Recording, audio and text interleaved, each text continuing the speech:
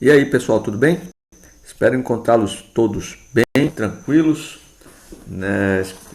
Com saúde, né? Em casa, tranquilo aí com os familiares. E vamos resolver aqui mais uma questão. Essa questão aqui, na verdade, foi enviada por mim mesmo, né? É uma questão que foi apresentada para nós em uma prova que nós fizemos lá no curso de matemática. A prova da disciplina que chama Álgebra dos Conjuntos e Funções, do professor Edson Kramer. E essa foi a primeira questão. Eu achei uma questão bem interessante e é o tipo da questão que você tem que ter cuidado, porque quando isso cai em uma determinada prova, se ela for de múltipla escolha, é muito óbvio. Você olha, monta os conjuntos e você já vai sabendo ali o que é cada uma coisa, né? Mas se eventualmente você estiver fazendo uma prova que ela for de questões abertas, aí certamente o avaliador que pediu uma questão dessa vai querer saber como que você observa esse óbvio. E aí é que entra o X da questão, porque você tem que escrever muitas vezes sobre aquela coisa óbvia, né? Não basta só dizer assim, como eu mesmo fiz em algumas dessas questões, observando os conjuntos. Não, observando não, a gente tem que dizer e dar exemplos em cima desses conjuntos, e na hora de estar fazendo a prova temos que escrever sobre isso. Bom, então, mas o meu comentário aqui vai ser sobre essa questão em si, e eu vou deixar essa redação para cada um de vocês, tá bom? Vou só analisar o óbvio de cada uma dessas afirmações. A questão é a seguinte: ele dá 4 conjuntos com as suas leis de formação, A, B, C e D, e depois dá 4 afirmações, A, B, C e D também, e quer que a gente verifique se é verdadeiro ou falso e justifique a resposta. Bom, o passo principal dessa questão é você montar os conjuntos de forma certa, de forma correta, de acordo com a lei de formação. Então você percebe o seguinte: o primeiro conjunto é o conjunto A. Vou marcar aqui em vermelho. O conjunto A, ele tem essa lei de formação que você pode estar vendo aí agora, né? Todo x pertencente aos reais, quer dizer, esse conjunto o que vai ter dentro dele são todos os x que pertençam aos reais, tal que o x ao quadrado seja menor que 4, não é menor ou igual. Então você nota que a lei de formação está aqui, onde eu estou colocando essa bolinha vermelha, está aqui o meu conjunto A, que vai do intervalo fechado em -1 até aberto em 2, porque o 2 não entra, porque 2 ao quadrado já é 4 e eu quero menor do que 4, não é? Tudo bem até aí? Então tem que ser do -1 para frente, né? Do -1 até o 2, tá certo? Aí você pode perguntar: Cláudio, por que não entra o -2? Porque o -2 ao quadrado é 4 também, e eu quero tudo menor do que 4. Então esse seria o meu conjunto A baseado na lei de formação dele. O conjunto B já me traz aqui uma certa complexidade, porque ele me diz que o conjunto B é formado por todos os elementos que pertençam aos reais, tais que satisfaçam esta desigualdade. Aí a gente tem uma desigualdade do segundo grau, que se você não lembra como é que faz isso, você posta aí nos comentários que eu vou ter o maior prazer de fazer um outro vídeo sobre isso.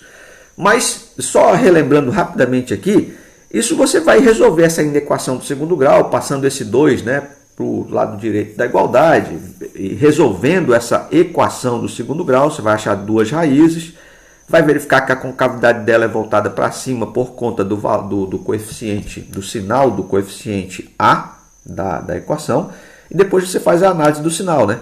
Como você quer tudo maior do que 2, então você vai ter aqui é positivo, aqui vai ser negativo, aqui vai ser positivo. Então você vai tirar os intervalos onde essa inequação, os intervalos de x, onde essa inequação é válida, ou essa desigualdade é válida. Muito bem. Neste caso específico, a gente vai chegar nesta conclusão aqui, que o B vai variar de menos infinito, ou seja, vai pegar lá do lado esquerdo da reta real, até o -1 fechado, porque o -1 satisfaz essa inequação, unido com outra parte da reta real que começa em 2, por isso intervalo fechado, até mais infinito. Então você nota que não está nesse conjunto o 0, não está nesse conjunto o 1. certo? Porque são conjuntos, são valores, é um intervalo de valores que não satisfaz essa desigualdade proposta pela lei de formação do conjunto B. Aí você passa aqui para o conjunto C, a lei de formação dele está aqui, ó.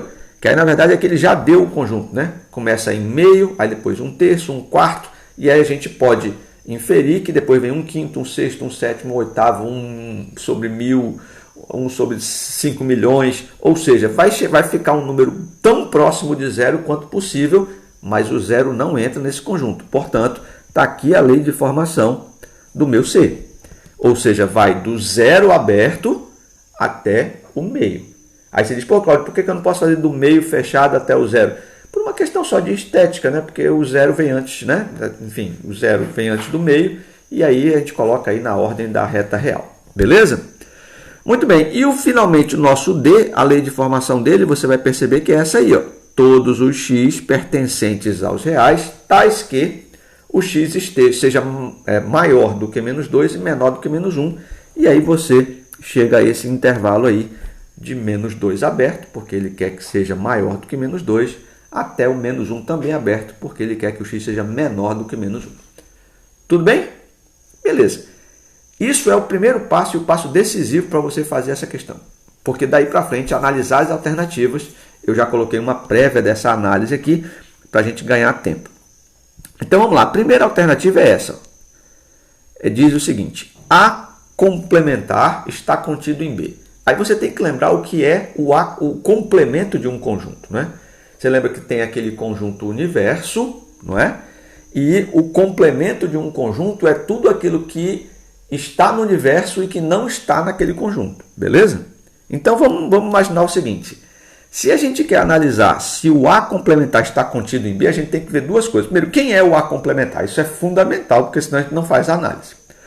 O A complementar, aí vem o conceito. É tudo que está no universo, mas não está em A. Certo? Isso é o A complementar. O universo qualquer, não são os reais? Ele diz bem aqui, ó, os reais na questão. Então, quais são os números que pertencem aos reais, mas que não pertencem especificamente ao A? Observe o seguinte, o A é esse aqui, ó. O A é esse aqui. Certo? Então, quem é que pertence ao A? O menos 1, né? O 0, o 1. Aí o 2 pertence a A? Não, porque o 2 está em intervalo aberto. O 2 não pertence a A. Beleza? Então, veja só. Do lado esquerdo da reta real, eu posso dizer que lá do menos infinito, todo mundo não está contido em A. Concordam? Todo mundo não está contido em A. Lá do menos infinito. Até quando? Até o 2, até o menos 2 fechado. Porque depois do menos 2, vem o menos 1. E o menos 1 pertence a A. Portanto, ele não vai pertencer ao A complementar. Tranquilo? Até aí tá legal? A complementar, tudo que tiver no A complementar não pode estar no A. Certo? O complemento de A é aquilo que falta para o A ser igual ao real, ser igual ao conjunto universo, ao conjunto onde ele está inserido. Beleza? Então, o menos infinito até o menos 2 não está em A, visto que o A começa em menos 1. Agora, depois do menos 2, o menos 1 já está em A, então o menos 1 não pode estar no meu conjunto de A complementar. O menos 1 não. O 0 também não. Certo? O 1 também não. Porque o 1, todos esses elementos estão dentro de A. E o 2? O 2 já não está dentro de A. Então, a partir do 2, então olha só, do menos infinito ao menos 2, unido com de 2 até o mais infinito, todo esse conjunto, a união desses dois intervalos, me dá o conjunto complemento de A, ou seja, o A complementar. Tudo bem até aí? Bom, isso é importantíssimo para você, né, começar a verificar se é verdadeira ou não essa afirmação da letra A aí. Bom, aí você começa agora a verificar a relação de cotensão, ou seja, você tem que o A complementar está contido em B. Isso é verdade ou não? Qual é a definição que garante, por exemplo, que um conjunto está contido em outro? Você tem que verificar o seguinte, tá? Eu até deixei aqui anotado, que para um conjunto estar contido em outro, qualquer elemento, se você pegar qualquer x que pertença ao A complementar, ou seja, ao conjunto que você está analisando, ele também tem que pertencer ao outro do outro lado. Ou seja, você analisa, pega um x qualquer no conjunto do lado esquerdo e verifica se esse x está contido no conjunto do lado direito. Se todos esses x, para todo x que eu pegar no conjunto do lado esquerdo, ele também estiver presente no conjunto do lado direito, a relação de contenção, ou seja, eu posso dizer que o conjunto do lado esquerdo está contido no conjunto do lado direito. E é isso que eu vou observar aqui. Por isso que é interessante a gente verificar, definir o A complementar, ou seja, definir os dois conjuntos. Porque o B eu já tenho aqui, ó o B. Aí eu vou perguntar o seguinte, se eu pegar qualquer elemento de A complementar, vamos colocar aí menos 100, analisando do lado esquerdo da reta real, menos 100. O menos 100 está contido em A complementar? Está. Peguei um elemento que está contido em A complementar. Ele está contido em B, o menos 100? Está. Só você anotar aqui. Aí vamos pegar então outro número qualquer, menos 10. Menos 10 está contido no A complementar? Está. Ele está contido no B? Está também. Então você pode com tranquilidade verificar que existe essa dependência, ou seja, na verdade você pode verificar que o A complementar está contido em B. Agora vamos pegar um elemento qualquer aqui do A, outro elemento do A complementar. Vamos colocar assim, o menos 2. O menos 2 pertence ao A complementar? Vamos lá. O menos 2 pertence ao A complementar? Só você ver. Menos 2 pertence. Está aqui, ó, intervalo fechado. E o menos 2 pertence ao B? Percebeu ou não? O menos 2 pertence ao B? Aí você vai me dizer, vou verificar, o menos 2, veja que ele termina em menos 1. O menos 2 está antes do menos 1. Não é isso? Na reta real? Então, o menos 2 pertence ao B também. Então, qualquer elemento, essa lei aqui, ó, qualquer elemento que eu pegue do A complementar, pertence ao B. Portanto, eu posso dizer que esta afirmação aqui está correta, portanto, está verdadeira. Perceba que eu estou tentando te dar elementos para você escrever isso, porque se eu fosse escrever isso aqui, ia ficar um negócio extremamente chato, né? Então, eu estou te dando elementos, que é uma análise óbvia, mas que, por ser óbvia, às vezes a gente se atrapalha com ela, beleza? Bom, vamos analisar a letra B. A letra B fala o seguinte, A interseção B é igual a D. Ora, A interseção B é igual a D. O que a gente precisa entender aqui é o seguinte. Primeiro é a teoria sobre igualdade de conjuntos. Se você não souber isso, aí fica bem difícil de justificar mesmo, tá? Então, só para ter a ideia. Então, veja só, quando é que um conjunto é igual ao outro? Quando existe uma relação de contenção dos dois lados. Ou seja, imagina que o conjunto A é igual ao conjunto B. O A só vai ser igual a B se e somente se o A estiver contido em B e o B estiver contido em A.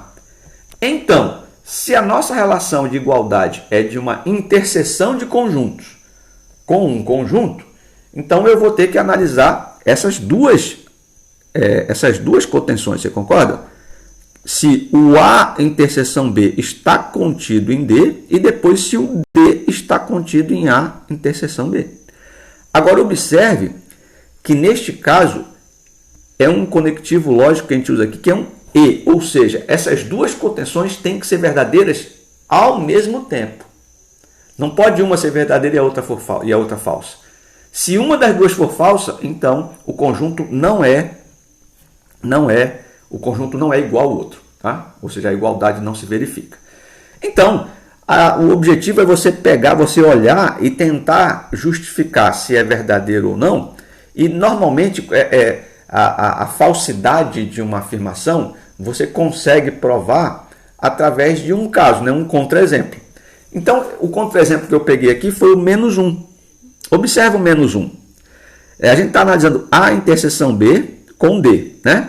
Então, vamos imaginar se eu quero verificar esta primeira contenção aqui, se o A interseção B está contido em D. O que significa dizer que todo elemento que estiver em A interseção B tem que estar em D. Beleza? Joia, isso por definição. Então você vem e pega o menos 1. O menos 1, a interseção de A com B, ó, lembra que A ou B é esse aqui, né? A com B é esse aqui. O menos 1, nota que o menos 1 aqui é o intervalo fechado, então ele está no A e também está no B. Então, eu posso dizer isso aqui, ó, que o menos 1 está contido em A interseção B. Tranquilo? Está contido, perdão, eu sempre me confundo. O menos 1 pertence à interseção B, porque é uma relação de pertinência, porque eu estou analisando um elemento com um conjunto. Muito bem. Agora, se esse menos 1 pertence ao A interseção B, e o A interseção B está contido em D, eu quero verificar isso, então o menos 1 também tem que pertencer a D. Aí vamos olhar o D. Opa, olha o menos 1 aqui, ó. Menos 1 é intervalo aberto, então menos 1 não pertence a D. Portanto, na hora que eu tiver verificado isso aqui, eu já verifiquei que esta relação de contenção, ou seja, uma delas, não pode ser verificada, portanto é falsa. O que a gente verifica, então, que se uma delas não pode ser verificada, a igualdade entre esses dois conjuntos não se verifica, portanto, a alternativa B seria falsa. Ok? Muito bem. Alternativa C. A alternativa C fala o seguinte: C está contido em B complementar. A mesma coisa. Primeira coisa, a gente tem que saber quem é B complementar, certo? Então, vamos analisar aqui, ó. O B é esse camarada que a gente sabe bem aqui, que vai de menos infinito até menos 1, unido com de menos 2 a mais infinito. O B complementar é tudo aquilo que está no universo e que não está em B. Ou seja, é o que falta para o B ficar igual ao universo, que no caso são os reais. Ora, se eu vou de menos infinito a menos 1 e depois começo no menos 2, eu posso com tranquilidade dizer que e o menos 1 fechado em B, né? Então, eu posso dizer que o B complementar vai de menos 1 aberto, tá? Porque não inclui o menos 1, até o 2 aberto. Por quê? Porque do 2 aqui, ó, fechado até o mais infinito, é o B. Concorda? Então, o B complementar, ou seja, para que o B fique igual ao universo, que são os reais, só falta esse pequeno conjuntinho aí, esse pequeno intervalo que vai de menos 1 a 2. Beleza? Bom, e quem é o meu C? Meu C já está ali, bem definido, né? Lá de cima. É de 0 aberto a meio fechado. Bom, como eu tenho uma relação de contenção, eu sei que para todo x pertencente a C, esse x também tem que pertencer a B complementar para que isso aqui se verifique. Ok? Aí vamos pegar aqui qualquer número aqui, visto que esses conjuntos são pequenininhos, né? Vamos pegar um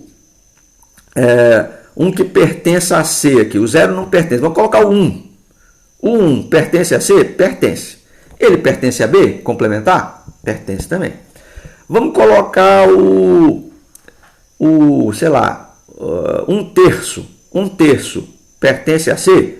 Pertence, né? Porque 1/3 é menor do que 1/2. Então, ele está ali entre 0 e 1/2, né? Então, 1/3 pertence ao B complementar? Pertence. Ele não vai até 2 aberto? Pertence também. Então, fica claro você demonstrar que para todo x pertencente ao C, esse x pertence a B complementar. Portanto, está verificado esta relação de contenção e, portanto, é verdadeira a alternativa. E a última alternativa fala o seguinte: C interseção D é diferente de vazio. Bom, vou só repassar o C para cá. Quem é o C? O C não é de 0 aberto a meio. Opa, meio fechado, né? Escrevi aqui errado. A meio fechado. Está em azulzinho aqui. O C é de 0 aberto a meio fechado, né? Pelo que a gente levantou ali. Muito bem. Se o C é de 0 aberto a meio fechado, quem é o D? O D vai de menos 2 aberto a menos 1 fechado, é aberto também. Ora, a gente sabe o seguinte, que para que a interseção entre dois conjuntos dê vazio, significa dizer que não existe nenhum valor no conjunto que está mais à esquerda dessa relação que pertença a... não existe nenhum valor que pertença a esse conjunto da esquerda e que também pertença ao conjunto da direita. Ou seja, se não existir nenhum elemento comum aos dois conjuntos, não há interseção. Portanto, a interseção é vazia ou é o conjunto vazio. Não é? Aí você, baseado na definição dos conjuntos e baseado nesta regra da interseção, então você começa a analisar. Pegue qualquer elemento de C, por exemplo, e faça, vamos fazer C, qualquer elemento de C, 0, por exemplo. O 0 não está em C, mas o 1 está em C. Aí você olha para cá, o 1 está em D? Não está. Não é? Porque vai só de menos 2 a menos 1. Vamos colocar aí o 1/3, que está em C.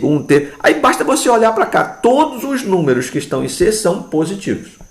E todos os números que estão em D são negativos. Portanto, satisfaz esta definição para todo x. Qualquer x. Né?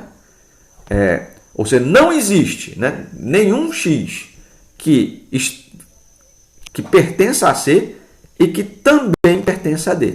Se não existe, a gente verificou esta igualdade, ou seja, que o C interseção D é igual a vazio. Portanto, é verdade. Nós teremos, então, a primeira alternativa verdadeira, a segunda falsa, a terceira verdadeira e a quarta falsa. Beleza? Muito bem, pessoal. Espero ter ajudado, espero que valha o joinha, espero ajudar também os colegas lá da disciplina. Eu errei, vocês podem ver aí até a pontuação, né? Cada um valia 1 ponto. Eu só acertei uma integralmente, mas depois verificando foi justamente a questão de escrever sobre o óbvio. E aí eu acabei escrevendo muito e falando muito pouco. Então, na verdade, às vezes você demonstrando, sempre mostrando um contra-exemplo, ou então mostrando exemplos e baseando esses exemplos nas definições, você acaba justificando com maior clareza. Tá bom? Forte abraço, fiquem com Deus e até a próxima. Tchau!